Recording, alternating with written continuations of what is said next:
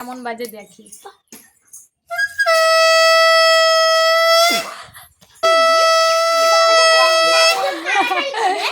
তো এটা হচ্ছে দিয়ার আর মিনময়। হাই বন্ধুরা, এই দেখো তোমাদের কি দেখাবো আজকে। এগুলো নিশ্চয়ই তোমরা চিনতে পারছো যে এগুলো হচ্ছে আমের আটি। তো এগুলো দিয়ে আজকে আমি বানাবো বাসি।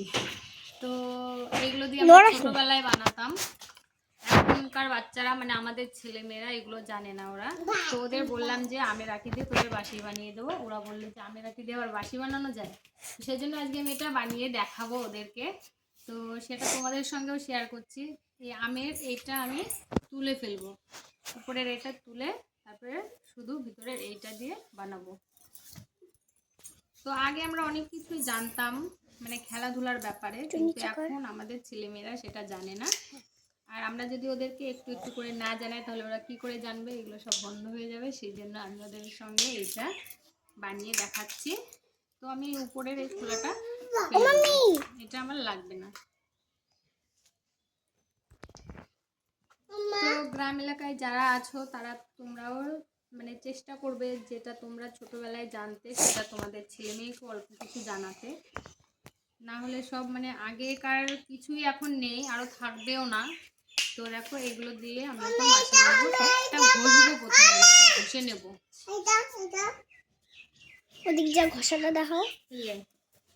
একটু অসমান জায়গায়, এরকম অসমান জায়গায় আটিটাকে আমি এরকম ঘষে নেব।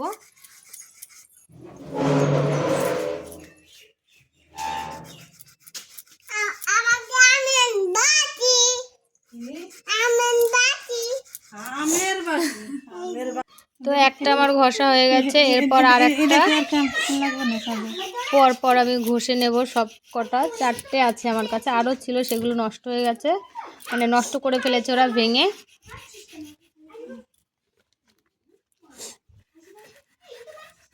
এর মধ্যে আছে মিনময়ীর একটা, দিয়ার একটা, নবর একটা আর স্বর্ণর একটা। এরকম করে ঘষে নেব আর একটা করে দেব। বাক্স আছে না, এটা আছে।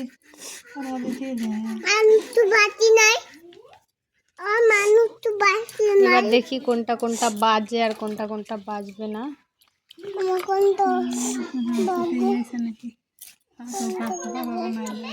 এই দেখো আমার বাঁশি কিন্তু বানানো হয়ে গেছে। এখান থেকে যে গাছটা সেটা কিন্তু ভেঙে ফেলে দিতে হবে, উপরের খোলাটাকেও বাদ দিয়ে দিতে হবে, তারপর এটা ঘষতে হবে। ঘষে এরকম একটু ফাঁকা হবে, না হলে কিন্তু বাজবে না।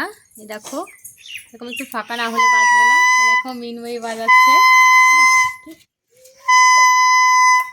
তো 4টে বানিয়েছি, তার মধ্যে 2টো ভালো আর 2টো মানে এই আঠিগুলো ভালো না, সেই জন্য ওইগুলো বাজছে না। তো এইটা কেমন বাজে দেখি।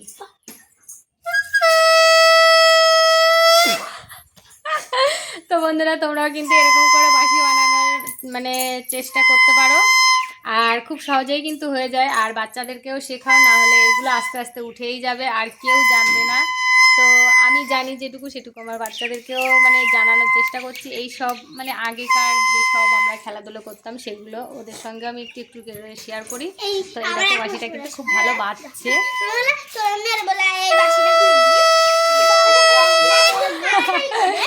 তো এটা হচ্ছে দিয়ার আর মিনময়ীরটা হয়েছে, কিন্তু আমার পুচকু দুটোর হয়নি। তো ও একটু নিল দিয়ারটা। দেখো নষ্ট করো না, নষ্ট করো না দিদি, দিয়া বাজা।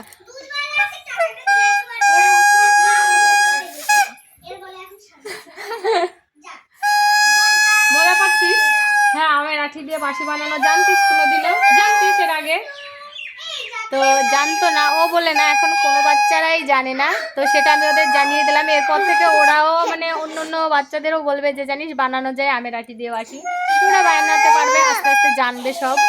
তো আরও অনেক খেলাধুলা মানে বাচ্চাদেরকে জানানো উচিত, নাহলে খেলাধুলা তো আরও থাকবেই না।